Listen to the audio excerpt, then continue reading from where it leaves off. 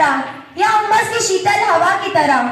वो चिड़ियों की चिलचिलाहट है, वो आंगन में खिला हुआ उजाला है, वो सूरज की किरण है, वो जिंदगी जीने का सही आचरण है, वो जिंदगी जीने का सही आचरण है। वो ताकत जो छोटे से गाल को महल कर दे, है वो काफिया जो किसी गजल को मखमल कर दे, है वो काफिया जो किसी गजल को मखमल कर दे। ये मैं नहीं कहता पिता नहीं बतलाएगी, ये मैं नहीं कहता कि बेटियां हर वक्त सास होती है, बेटियां तो जिंदगी जीने का एहसास होती है, बेटियां तो जिंदगी जीने का एहसास होती है। आदर के व्यासपीठ येथे जमेल गुरुजन आणि माझ्या बालमैत्रिणींनो, सर्वप्रथम मी शासनाचे आभार मानते की त्यांनी मला बेटी बचाओ बेटी पढाओ ह्या विषयावर बोलण्याची संधी दिली। या उद्देशाने का होईना मुलींना अभिमान दाखवायचा प्रसंग आला। अभिमान, आता आपण म्हणाल की मी अभिमानी आहे, तर पुन्हा पुन्हा आणि पुन्हा आपल्या सर्वांनाच नव्हे तर अवघ्या जगाला छाती ठोकपणे सांगेल की मी फक्त अभिमानीच नाही तर मला गर्व आहे मी मुलगी असल्याचा। आमच्या बद्दलची चर्चा मातेच्या उदरात गर्भधारणा होते त्यावेळेपासूनच व्हायला सुरुवात होते। आई बाबा दोघेही मुलगा झाला पाहिजे असे देवाकडे मनोमन साकडे घालतात। काही महापात्र विज्ञानाचा फायदा उचलतात। फायदा कसला तर फायदा त्यांच्या दृष्टीने असतो तो फायदा, कारण की त्यावेळी त्यांचे तात्पुरते भावना त्यांना आंधळण करतात आणि त्यांची बुद्धी ही विनाशकारी बुद्धी आम्हाला प्रबल वागते आणि आम्हाला आमच्या मातेच्या उदरातूनच काढून फेकले जाते आणि या सर्व गोष्टींना विज्ञानाच्या भाषेत नाव दिले जाते ॲबॉर्शन। आज ही परिस्थिती बदललेली दिसत नाहीये।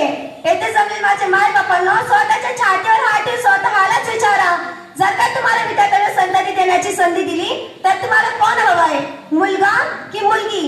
किमान 75% पालकांचं हेच उत्तर असणार आहे की आम्हाला मुलगा हवाय। आज आणि ऐकून परिस्थिती मागचं एकमेव कारण म्हणजे आम्हा मुलीचं लग्न। मुलगी फक्त लग्नापर्यंतच आपली, नंतर ती दुसऱ्यांची आणि ते आपले लहान सोनूल आणि दुसऱ्यांसाठी काढताव। शेवटी आम्ही मुलीच ना, आम्ही तुमचं नाव चालत नाही, वंशाचं नाव चालत नाही म्हणून आम्हाला उदरातच मारलं जावं का? अरे पण हा तरी विचार करा की हा वंशाचा दिवा आम्हीच तुम्हाला देत असतो ना।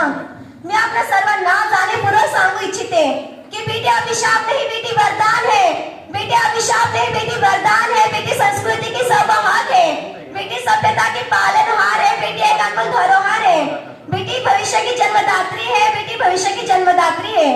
आपल्याला जर आपल्या उद्याचं भविष्य चांगलं घडायचं असेल तर फक्त मुलीला जन्माला घालून चालणार नाही, तर त्या मुलीला आपल्याला आपला आधार, आपली सभ्यता, आपली संस्कृती, आपले पालनहार बनायचं असेल तर शिकवलंच पाहिजे। मात्र आज परिस्थिती बदललेली दिसत नाहीये। मुलगा असेल तर गुणवत्तापूर्वक शिक्षण देणार शाळेत, हो मग कितीही फीस भरायला तयार, आणि त्याच मुलाच्या जागी एखादी मुलगी असेल तर कोणत्या शाळेत, ज्या शाळेत फीस भरावी लागत नाही त्या? अरे आता तरी जागे व्हा। मी आपल्या सर्वांना पुराव्याविषयी अनेक उदाहरणे देऊन सांगू शकते का माझ्या भगिनी, मग ती कल्पना चावला असो की सानिया मिर्झा असो किंवा आपल्या मदरशामध्ये मौलाना नसीर यांच्या पत्नी असो किंवा इतर शिक्षिका असो, यांनी आपल्या नावाबरोबरच आपल्या घरच्यांचे नाव मोठे केलेले आहेत ना। त्यासाठी गरज आहे त्या शिक्षणाची, आम्हाला शिकवण्याची। मग आम्ही सर्व मुली भारतालाच नव्हे तर अवघं विश्व बदलू शकतो। फक्त गरज आहे त्या शिक्षणाची, आम्हाला शिकवण्याची आणि मग आम्ही सर्व मुली भारतालाच नव्हे तर अवघं विश्व बदलू शकतो। शेवटी मी एकच सांगेन, जर का आम्हा मुलींना शिकवलं, सवरलं, शिकवलं तर आम्ही सर्व मुली सांगूच नाही तर प्रूव्ह करून देऊ। मी प्रूव्ह करून देते की I am not just a girl,